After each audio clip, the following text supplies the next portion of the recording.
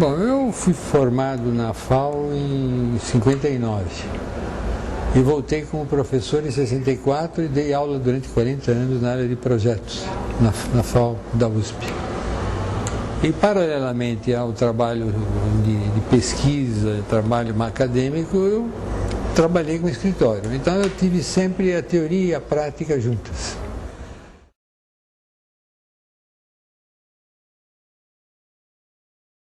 Eu acho que vai existir uma espécie de arquitetura antes da Petrobras e uma arquitetura depois da Petrobras, o SEMPS do Rio, né? Porque aí foi uma montagem. Eu substituo o canteiro de obra não por lugar de execução, mas por lugar de montagem. Você recebe as peças industrializadas com qualidade excepcional e as monta perfeitamente. Com um cronograma, com um planejamento de obra violento, o que você não consegue fazer na obra convencional. Então, eu acho que já hoje você vê já um crescente aumento gradativo de projetos em aço. Ainda o pessoal está começando, está na fase que eu estava em 70, né? Tudo bem, mas acho que é um alento, pelo menos, no sentido de que esse caminho vai se constituir um grande caminho. Mesmo porque o Brasil é uma montanha de ferro, né? É um absurdo a gente não usar esse material que está disponível, Minas inteira é aço, é ferro para ser trabalhado para aço, né? A passagem de ferro para aço é só a carga de carvão, né? Então é um negócio de passar por siderúrgica e transformar em peças metálicas. Então eu acho que o contexto agora mundial é violentamente favorável ao uso do aço, porque não tem nenhuma obra de porte que você não faça mais em aço. Todos os estádios, as coberturas de hangares, estações de trem, estações metroviárias, centros de distribuição, supermercados, shoppings, todo mundo está utilizando o aço no mundo inteiro. E aqui está começando também a se desenvolver esse sistema, né? Com todas as dificuldades que eu falei de um país que não cresce igualmente na educação e na cultura, né? Ele incha, né? É um país que vai inchando, as cidades vão inchando. O exemplo disso é essa cidade, que é terrível em termos de vida urbana, né? Elas não tiveram desenvolvimento, elas tiveram um inchamento. E não se investe em cultura e educação, que é fundamental. Se não investe em cultura, você não forma gente, você não forma técnico, você não faz tecnologia e ciência. E não se faz mais arquitetura sem ciência hoje, né? Até a minha definição de arquitetura é o encontro equilibrado e harmônico entre o conhecimento sensível e o conhecimento científico. Só daí que vai sair a arquitetura. Ou sai construção, de um lado, ou sai escultura em grande escala, que é o que se fez muito no Brasil, né? Eu acho que não é nem uma coisa nem outra. A arquitetura é muito além disso. É um encontro equilibrado e harmônico dessas duas grandes áreas, a área científica e a área do conhecimento sensível, né? Ela é arte, mas é arte que tem uso, que tem gente habitando, né? Que tem que ter conforto térmico, conforto acústico, que tem que ter economia de ar, de água, economia de melhoria geral de não ter resíduos, não ter desperdício, de ser cada vez mais ecoeficiente, mas cada vez sustentável, né? Esta obra do SEMPS tem 48 itens de ecoeficiência.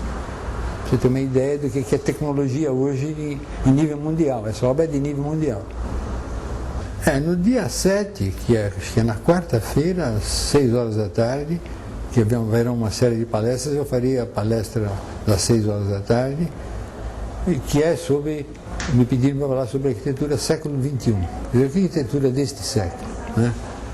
Então eu vou dividir esse assunto basicamente em 3. O que são os conteúdos conceituais do século XXI, o que caracteriza o século XXI, o que ele tem de muito importante. Depois vou falar o que é a arquitetura do século XXI, como resposta a esses conceitos todos deste século. Depois vou dar uma bateria de exemplos, um conjunto de exemplos de arquiteturas feitas no exterior, feitas a partir de 2000, as recentes construções e as minhas também, feitas a partir de 2000. E talvez do Lelé também vou mostrar algumas coisas, da rede Sara Kubitschek, né?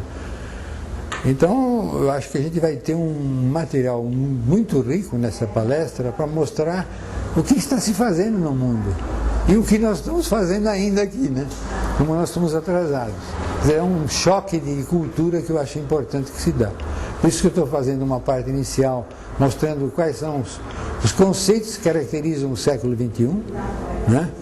Por exemplo, eu comento que é o século do intelecto e da criação, né? Isso foi definido pelo Lúcio Costa no século do intelecto, e no meu livro eu acrescentei também da criação, né? É o século que vai marcar a diferença do século XX, que foi um século de produção, né? É um século onde se vai se usar tecnologia limpa, tecnologia sem desperdício. É um século onde se vai se utilizar uma relação muito profunda entre a arquitetura e o meio ambiente, né? A sustentabilidade e a ecoeficiência serão quase exigências da arquitetura daqui para frente. Você preservar o meio ambiente, você construir preservando, não destruindo, como se fez até agora nas nossas cidades. Por isso que eu disse que as cidades são acampamentos, elas não são cidades. Elas não preservaram o meio ambiente, elas detonaram o meio ambiente, elas são deletérias, né? Então eu acho importante definir conceitualmente o que vai caracterizar esse mundo nosso, culturalmente, para dizer, a arquitetura tem que ser uma resposta cultural da época. Entendeu? Ela também é uma resposta cultural, porque ela é arte e é ciência. Na medida que ela é arte e ciência, ela tem que ser identificada com o momento. E não fazer os edifícios retro-nostálgicos, como são os edifícios neoclássicos e neo-nadas, que eu chamo, né? Que não são nada, eles são edifícios de gesso, né? Ao Festival do Gesso chama, né? Então é muito importante que nesse momento, já passado alguns anos do século XXI, a gente comece a pensar além do nosso tempo, comece a pensar que as cidades nossas estão num processo de quase esgotamento, né? Estamos chegando numa fase de esgotamento. E todo esse esgotamento de utilização das cidades e das suas obras, ela está muito em função da ação destrutiva do próprio homem, né? Se nós temos enchentes hoje, não foi porque a natureza fez as enchentes, foi porque nós fizemos um plano de usar os fundos de vale. O plano de avenidas do Prestes Maia, em 1930, era usar os fundos de vale. Nós contaminamos todos os rios. Então, nossos rios são canais, não são mais rios. E o que caracteriza uma cidade são seus rios. Suas áreas de expansão da água, quando ela eleva, ela tem a área do rio, como os geógrafos dizem muito bem, tem uma área dela. Se ela faz aquele meandro e cria bacias, é porque ela precisa, porque quando tem a chuva, ela se expande. Nós, nessas áreas, como resposta ao subdesenvolvimento, nós ocupamos com áreas degradadas. Então são favelas, cortiços, casas precárias que se situam em área do rio. Portanto, vai ter enchente todos os anos. E sem solução, porque a cidade cada vez mais se impermeabiliza, ela cada vez mais constrói garagens monstruosas, como nós estamos vendo aqui em frente, né? Que tampam todo o solo. Essa água não filtra mais no solo, porque o solo não tem mais absorção. A cidade se impermeabiliza toda, a água corre pela superfície e vão para esses canais. Esses canais não têm vazão, é como qualquer tubo. Você pôs mais volume de líquido, além que o tubo comporta, ele extravasa. Extravasa e inunda quem estiver em cota mais baixa. Então a cidade tem um mal estrutural dela que é de ausência de planejamento, ou de um planejamento equivocado.